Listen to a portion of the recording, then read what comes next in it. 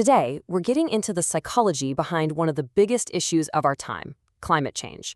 Because it turns out how we feel about all this, well, it changes everything. All right, let's just jump in with one number. Just one. 89%. Think about that. A huge global survey found that 89% of people all over the world, want their governments to do more, to take stronger action on climate change. Well, it's almost everyone. So if that many people agree, what's the deal, right? Why is getting that action so incredibly hard? What's holding us back? Well, the answer, and this is what's so fascinating, it's all in our heads. It's about psychology. And to really get that, we've got to look at the emotional side of this. And man, for a huge chunk of the planet, the dominant emotion here is just worry, a lot of anxiety. And we're not talking about a little, oh, I'm kind of concerned. No, for many people, it's become this constant background noise in their lives. I mean, look at the numbers. They really tell the story. You've got 56% of people globally thinking about this stuff every single week. In the US, it's something like 2/3 of all adults. But here's where it gets really intense. Young people. For them, the numbers are just staggering. 60% of them say they're very or extremely worried. And that worry, it doesn't just sit there. It can morph into something much darker. That same big study of young people, it found something that is, frankly, pretty tough to hear. More than half of them actually agreed with the statement that humanity is doomed.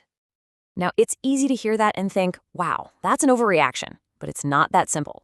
This feeling, this sense of doom, it's actually coming from a very real place. It's rooted in how our brains are wired. See, our brains are ancient. They're built for immediate, obvious threats, like a tiger in the bushes. Climate change? It's slow, it's abstract, it's global. It's a problem our old school wiring just isn't equipped to handle. And because our brains struggle so much, what do? We often retreat into these easy, simple corners, these psychological traps.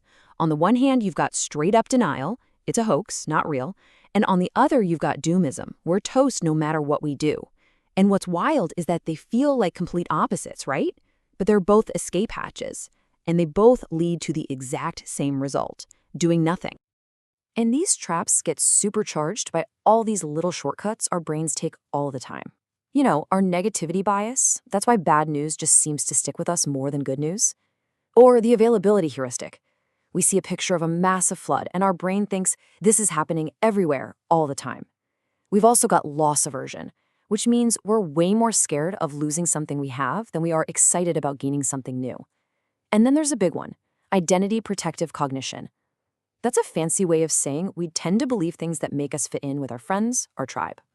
Okay, so this brings us to the really crucial question, doesn't it? We have all this fear swirling around, but what is it for? Is it useful?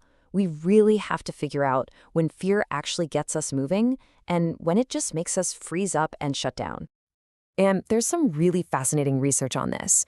A recent study found that different emotions actually push us towards supporting different kinds of solutions. So fear, that's really good at getting people to support new rules and regulations.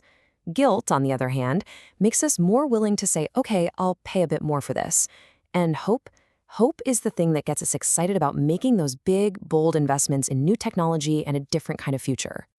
But here's the catch with fear. It has a massive weakness. If it's just fear all by itself, with no clear path forward, no sense of, here's what you can do, it just paralyzes us.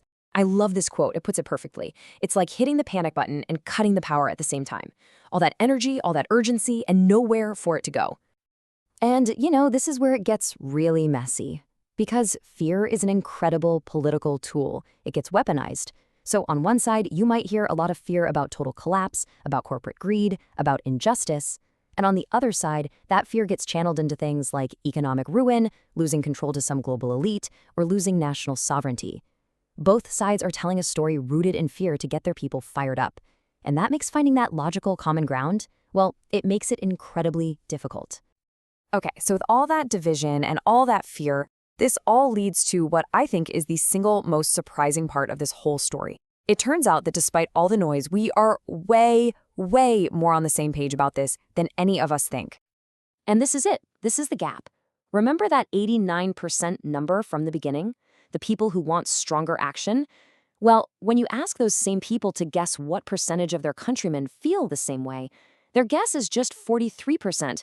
That is a massive disconnect between reality and what we think is reality. Psychologists have a name for this. They call it a spiral of silence. And the result of that misperception is huge.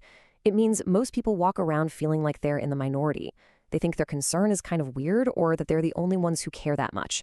So they stay quiet. They don't bring it up. And because nobody's talking about it, policymakers look around and think, well, I guess nobody really cares. And that's how this cycle of inaction just keeps going. So let's put the pieces together. Fear is tricky, right? It can motivate, but it can also paralyze. And we're all way more aligned than we believe. The question is, how do we use that knowledge? How do we break the cycle and actually start talking about this stuff in a way that works? Well, psychology actually gives us a pretty clear roadmap. 3 simple steps. Number 1, whenever you talk about a threat, you have to pair it with a sense of agency. For every scary problem, you got to show a clear, doable solution. Number 2, change the frame. Instead of talking about sacrifice, talk about the co-benefits. Things we all want anyway, like cleaner air, cheaper energy, good jobs. And finally, number 3, we have to close that perception gap. Show people the social proof. Remind them, hey, you're not alone in feeling this way. You're actually in that massive 89% majority. Because at the end of the day, the goal isn't to get rid of our fear. I mean, let's be honest, a lot of that fear is completely rational. The real question isn't, should we be afraid? It's, what do we do with our fear? Are we going to let it freeze us? Let it divide us? Or can we learn to channel it, mix it with a dose of hope, a sense of fairness, and a whole lot of real data to finally build the solutions that we all seem to want?